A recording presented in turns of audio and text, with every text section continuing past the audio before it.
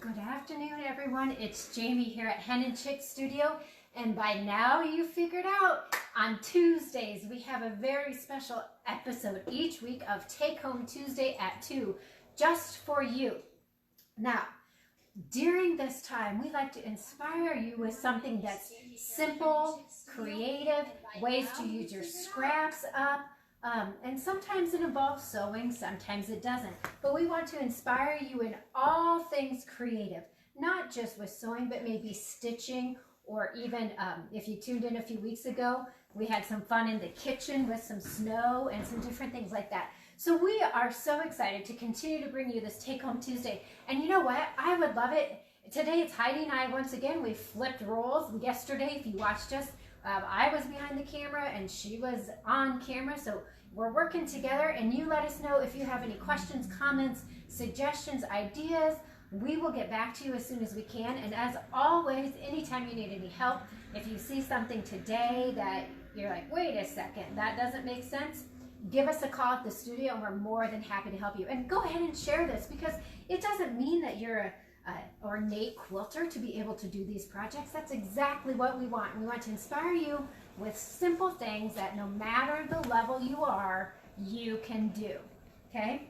Now, if you hear some humming in the background, we do have some retreaters working up here today in our nest at Hen and Chick Studio. So they're working away. If you happen to hear the little sewing machines, maybe that will inspire you. Even if you have your sewing machine and you haven't got it out for a while, go ahead and get it out. Okay, so are we ready for our project today? All right, today we are going to do something that I actually thought was really super simple, and you're gonna see a lot of the same steps or some similarities of many of our past projects. But the point of this also is you can see where you kind of just repeat the same things over and over, and you can create so many different ideas and projects from them. So today we're making something.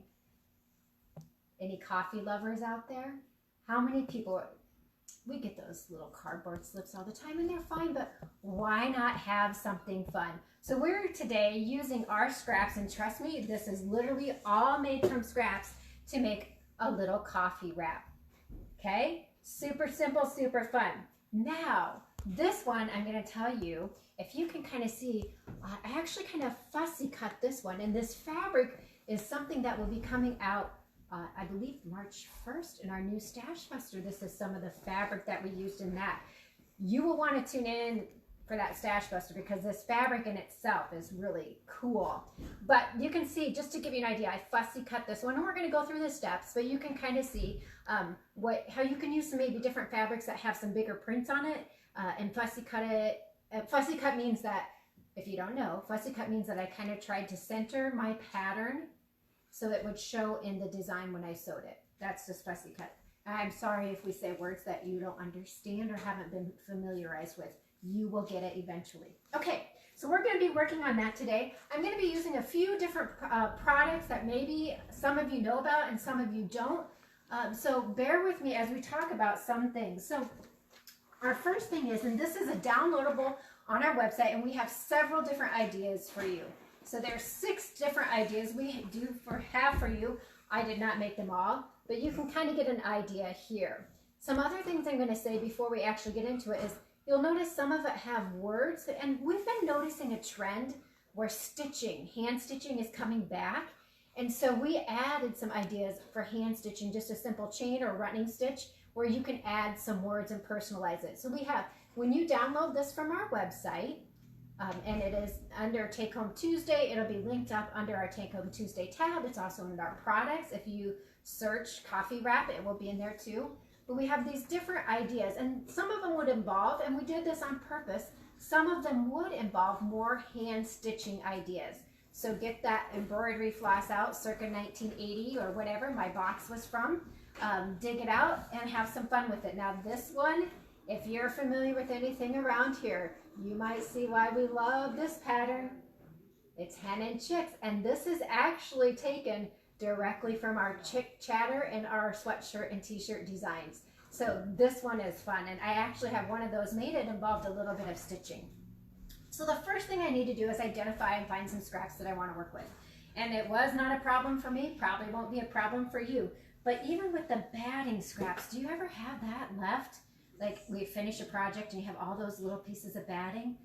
Those are perfect for table runners, but we're actually putting a little batting, layering it into this to give it a little coziness on the hot mug too. So the first thing we're gonna do is we're gonna pick out and cut out one of the patterns. So this one just happens to be the Happy Easter one, but I have it cut out on this side. After I do that, I'm going to pin it down to my fabrics. And so I need 2 cotton fabrics and 1 layer of batting. If you choose to put it in there, you can leave it out, or you can use 2, or you could use a different product between if you just wanted it. But we use scrap batting, literally pieces of scrap batting. And so then I'm going to take my scissors, pin it down, and then just cut around the edges. So then I have my shapes left. Now, a couple things to think about here before you begin. If you want to do any embellishment, such as I did on, I'll show you. I was going to save it till the end, but I'll show you this one. Look at our little chicks for our Hen and Chick studio. That one I wanted to do a little embellishment, so I needed to do that before I sewed the layers together. So before I sewed the layers together, I needed to add my chicks and have those completed, okay? So couple different ways to do this. I've talked a little bit about stitching. The chicks do have some stitched feet and a French knot for their eyes, but have you heard or ever used like the Wonder Under or that type of product where you simply just take a scrap of fabric, and what it does is it adheres the fabric, and then you'll peel off the backing after you cut out the shape that you want. So here's a shape I've cut out, and then I can come back in. I've ironed my fabric onto, so one side of it's sticky right now, one side of it's paper. I've ironed it on, I've cut my shape out, and now I simply have to go back in and peel that piece of paper off. Now this side is sticky, so when I take it and put it on my fabric, put it on the right side of my fabric, this one has some on it already, I'm going to show it to you, some little hearts. When I put it on the fabric and I take my iron and press it down and just let it sit there, it will glue it onto that fabric. Now I could come back and stitch around it. I could do some hand stitching. I could do a blanket stitch on my sewing machine or a simple zigzag stitch on my sewing machine. These are all ideas that you can do to embellish it, or you don't even have to add anything. For instance, what I showed you earlier where I fussy cut, I didn't add a thing. Simply made it. Took me less than probably 10 minutes to make, okay?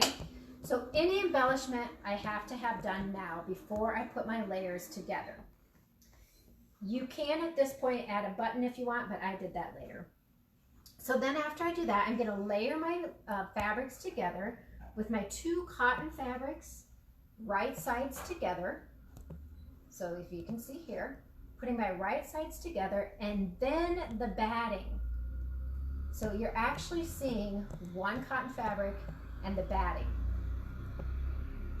Before I go any further with this, I also need to take my 2 inches of the elastic or whatever you have, and this is where a little trick. Before you start stitching, you want to layer this. I put it in a loop, and I'm matching it up and sandwiching it between the cotton fabrics, not the batting and the cotton, the 2 cotton fabrics, and lining up the edges together. So that way it's turned, when I turn it inside out, it's there. So hopefully you can kind of see where I'm sticking it in there. And I'm lining that edge up there, okay? And then I always like to pin that in place just to make sure that it stays secure. Here's the steps that you've seen us do so many times. What do you think I have to do next? Anybody got a guess? If you said I need to sew 1/4 inch around the edges and leave a space open, you are correct.